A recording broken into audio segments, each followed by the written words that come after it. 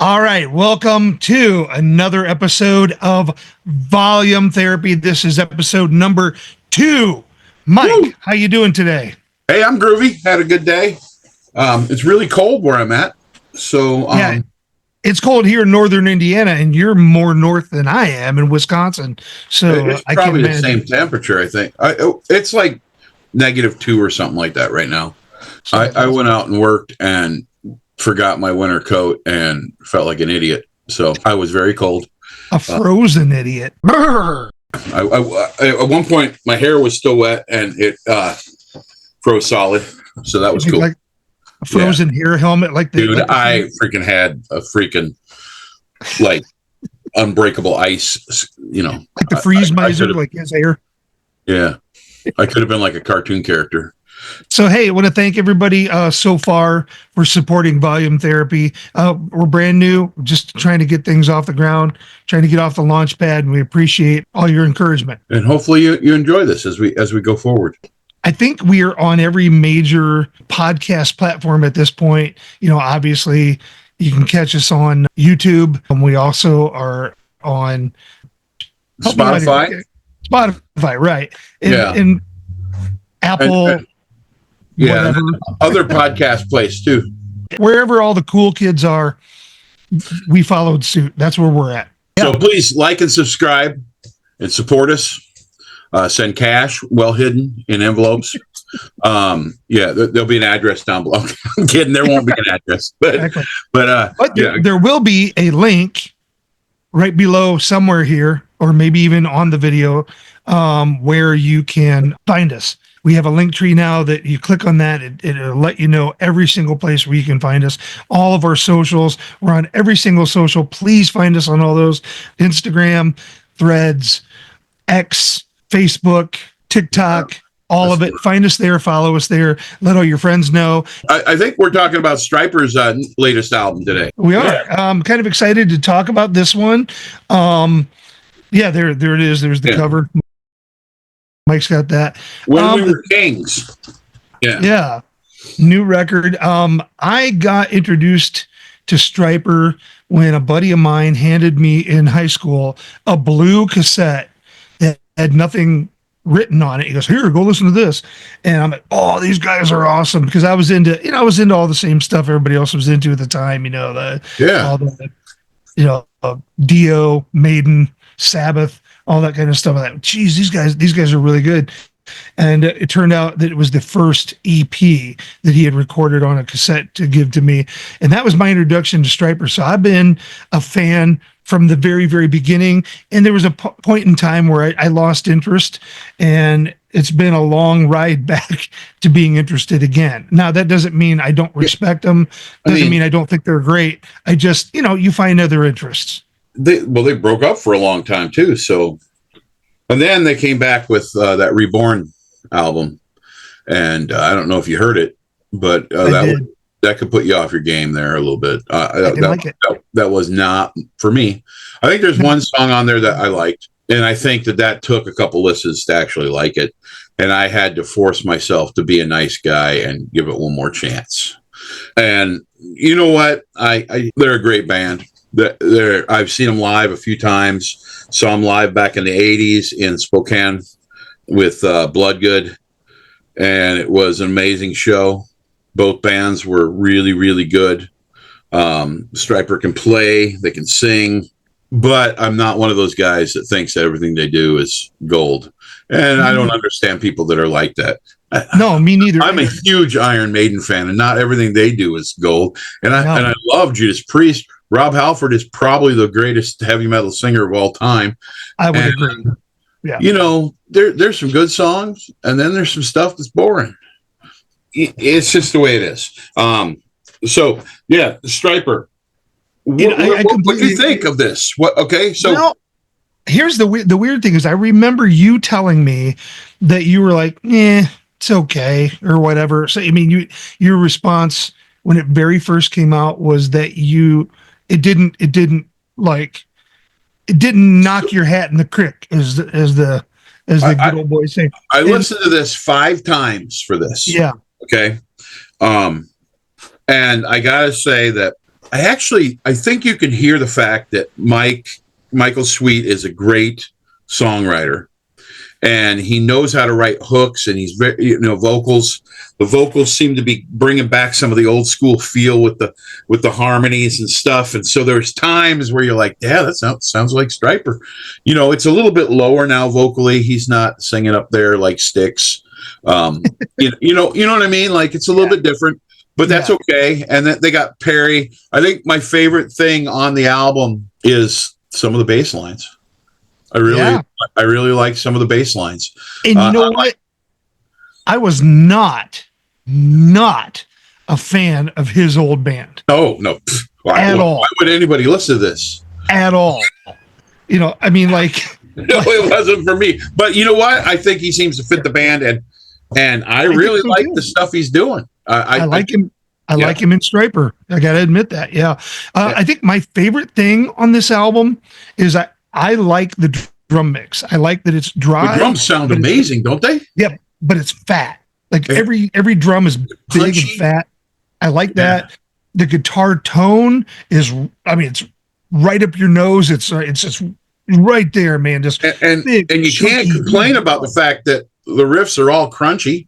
Yeah, the whole thing. Great. Like, I think it's just a crunch fest. The problem is that it's like when Metallica did Load and Reload. Like, it seems like the riffs are more simple on some of the songs. Yeah, they're crunchy, but it's not like, come on, man. Soldiers Under Command. It's just freaking raging. And you're like, yeah. And you're like, exactly. Hands in the air. And, when I was young, I freaking move around. Now I'm fat and old, and I fall down, and then I'd be laying there going, call an ambulance, help, I've fallen and I can't get up. Yeah. I'd be like, where's my Med Alert bracelet? So you gotta have one that you push it says calling on you, but it's actually an ambulance. But like, seriously, like this album, like the first song, oh, that's Money. I can't even read it. Oh, it's so bad. I'm so old, I can't read. End of Days. End of Days. Look at you with the mic glass. Sorry, I got freaking magnifying glass. That's how I read everything. End of Days is Money. What's next? You gonna have a monocle next? What's going on? I gotta get new glasses. These are old. Okay, fair enough. So like End of Days is, I could imagine seeing them live and thinking that's just a great tune. I was excited when I heard End of Days. I'm like, yes, there you go. And there's 2 guitar solos on this that are freaking sizzling fast and just great. Yeah. Man, I was impressed. The bookends, right? End of Days, the first song, and then the end song, Imperfect World, does the same thing. Great. Oh man. Slam. And they have all these, like, I think they're trying to get the girls back. Like, all the guys are diehard Stryper fans, because the last few albums have almost been power metal. And then they're like, we need the wives to like it. I think for me, I liked End of Days. That's the first track. I liked Unforgivable. That's the second track. I liked When We Were Kings. That kind of have that more mid-tempo Ronnie James Dio kind of. That's the one where I like the solo. Yeah, that's great. Betrayed by Love, I thought was okay. Love Symphony there's no real ballad on this album per se, but if there is one, what's it called? Love's Symphony or something like that. Or whatever. That one's ballady-esque ish. It's sort of got catchiness in it. Yeah. But you know what? In Trinity, I thought was okay, but like Rhyme of Time, Raptured, just, and Stryper fans are going to be mad. It didn't hit me, man. And maybe down the road it will. So what you got to do is you got to play it like it's a record, and then you got to put on side 2 the next day and listen to that. And then you like it. I think what it is that it lacks everybody, we're going to get hate mail. I know. It lacks the creative spark that some of the other stuff. Yeah, first real episode out of the gate, and we're going to tick people off, and the Stryper fans are going to hate us. But you know what? I mean, no, they're not. If they're honest about it, some of those songs are money and some of them aren't. And it's going to be different for each person. That's true. Because, as I said, Mike knows how to write a song. He's a good songwriter. He's written 100 of them. And he writes riffs and he plays guitar like a freaking, like a madman. He's great. It is what it is. The tone on this is good. The recording's solid. I think the drums sound great. As a matter of fact, I like the drums a lot on this. Me too. I like the bass. But I think that I'm going to stick with this. I feel like Mike was trying to write some music that the women would like. And I think that I think that he went for not as an aggressive thing. And I like the aggressive Stryper. I've always thought that their guitar playing is just when it's aggressive, like Soldiers Under Command, like the More Than a Man. I mean, come on. More Than a Man, right. That's the riffs are just money. And I think on this it's not quite as what I was expecting. Yep, and I agree with you. But now here's the funny thing, and let's see what you think about this. There's a song on there that's crazy poppy. Like, remember, like on what was it? What was the album? In God We Trust had those real super pop. Well, even To Hell with the Devil had those, like Calling on You, had those real poppy songs. Which is a great song. I mean, they do pop metal well. They do that. Right. They do it well. What about the song Grateful? What did you think of that? Let's get your thoughts on it first. See if you remember listening to that one. That's the really super poppy one. You know what? I didn't hate it. And I thought it was okay. But I don't think I hated anything. But by the time I was through the fifth time, I liked every song in bits, but felt like they're phoning it in a little bit. I mean, come on, they've been going through a lot of stuff. Oz had some surgery. Yeah, that's true too. Freaking. By the way, Oz, I play guitar, and I do not play anywhere near as good as Oz ever has. I don't think. But it's those early Stryper albums that made me want to play music when I became a Christian. And Oz has always been one of my favorite guitar players. Even when I wasn't a Christian, I've always thought that the guy was just great.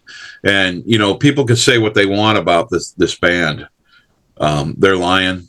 It's a great band. They are just as good as, many of these other bands, Scorpions, in that classic heavy metal, a little bit heavier than glam. I never considered Stryper anything but glam and image. Sound wise, they were always much more like the Scorps or like, a little bit of Priest and not quite as heavy as Maiden, but it was always had that real heavy side. I guess there's a couple of glam sleaze rock bands that were sort of heavy. Rat in the early days, Motley Crue on Shout at the Devil. So I like that. That's the kind of that glam that I like is when the music is more aggressive, because I went into thrash full force later. And I think I fell in love with crunchy guitars listening to Yellow and Black Attack. So, I mean, really, that every time I go back and listen to it, I'm just like, these riffs, they were so good. So Grateful, to me, I was, pardon the pun, grateful that song was on the album, because Rhyme of Time and Raptured to me kind of sounded similar. And then you got Grateful, then you got Divided by Design. So Grateful's right in the middle of these three songs that are very similar. And Grateful to me was that kind of like Calling on You, that type of song. Like that could be like, if this was the 80s, Grateful could have been like a pop metal song on the radio. But good, not like a song like, oh, I got to change the channel, but like a song where I go, that just hits, and it hits right. And I think if I were 17, 18, 19 years old again, driving around in my 78 Nova, listening to the radio and Grateful came on, I'd be like, yes, awesome. I would have been excited at that time.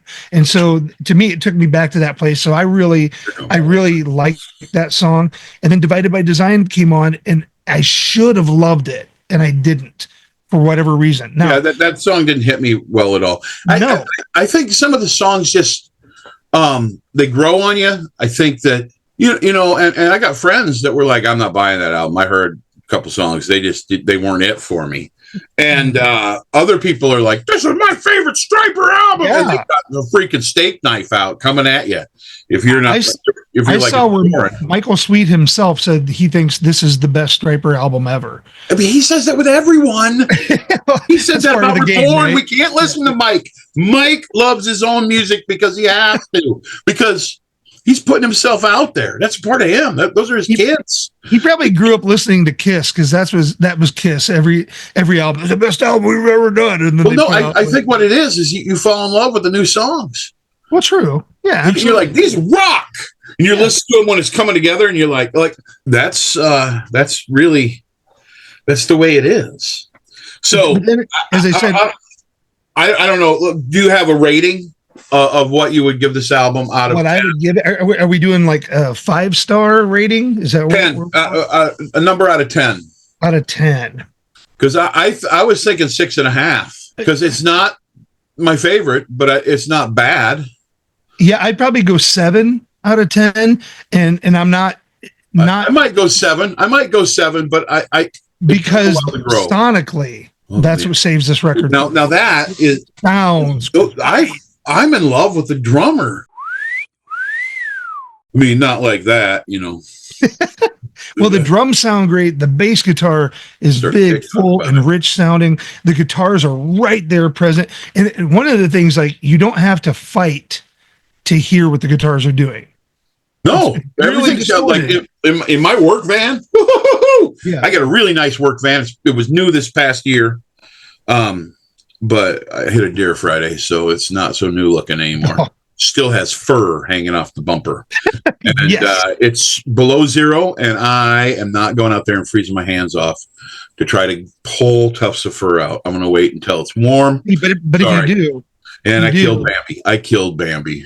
But if you do clean it off, let this album be the soundtrack. Let's see. You can go out there and play Unforgivable while you clean it off.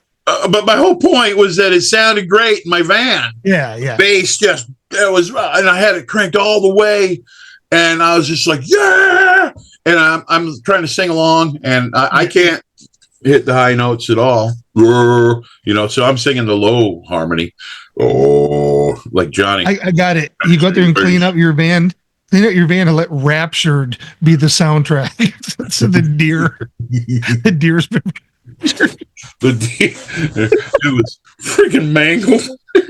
I drive a wheelchair van. So after it got hit, it went under the wheelchair ramp and was completely. Oh man! Yeah, it was. Not so good. Not a good day to be Bambi. So if it didn't sound sonically as great as it sounded, because this is one of the best sounding albums I've heard from an old school 80s metal, 80s rock, 80s metal. This is about probably the best sounding record from that group of bands releasing something new that I've heard in a long time. Like I haven't heard any old school band put out an album that sounds this good, except for Judas Priest. The last 2 or 3 Priest albums, I thought it sounded last couple Priests are incredible. Yeah. But this album, I mean, I'd put this sonically up with those albums, and it's really that good as far as the way it sounds. But I think my overall arcing thing is that, and maybe when I was younger and I put on To Hell with the Devil, or I put on Soldiers Under Command and would listen to those albums top to bottom and just love every single second of it. I don't have that with this record. And, I've had lots of twists and turns musically throughout my life from that point to this point. So my palette is wider, for one thing. I'm a little more discerning, I think, than I was back then. Back then it was like, yeah, anything loud rock metal. When I was a kid, when I was like 14, 15, I would judge an album by how many titles had the word rock in it. If it has 10 songs and 6 of them have the word rock, that's a good record. It had nothing to do with anything. That's stupid. Well, I was just thinking, I picked up a Helix album this week for like $3, and they had that song "Rock You," and I was thinking about how much I loved it back when I was, in like, was I junior high or maybe it was high school, but it was, and I thought it was, this call out song, like, yeah. And then I tried to listen to that recently, and I was like, how did I like this? You know exactly what you mean. I remember loving this. What happened? Why is this so dumb? You remember Helix had the song "Heavy Metal Love." Yeah. And, it's like, yeah, that's the kind of babe that we all heavy metal love. And then you get older, you're like, come on, dude. And he doesn't even sing it that way. She's my heavy metal love. And it's like, it's just silly. But if you really think about some of those 80s songs, they're pretty sad. The lyrics pretty dumb. Yeah. But I will say there's nothing on this album lyrically that I go, oh, come on, that's cheesy and that's dumb. I don't hear anything that, to me, that I feel embarrassed for the band lyrically, or even the melody lines. The melody lines are good. The guitars sound good. The bass sounds good. The drums sound good. Everything. It's just 3 or 4 songs that pull this down for me. I felt like their harmonies were better on this than they have been in the last couple albums. Very good. And I was, it's not the same as they used to be. They were prodigious when they first came out with their harmonies, and they could sing, and they were prodigious. They were the best harmonizing glam band. Hold on. Prodigious. Yeah. That's a good word. I'm writing that one down. Prodigious. It's the word of the day, folks. It's 50 Cent word. You got to go down there. My word of the day. Prodigious. and I mean, they were, and I'll give them the kudos, because they could sing. Yeah. And I think that, as I don't, how old is Michael Sweet now? We should have done some research. He's got to be in his early 60s, probably. I'm guessing.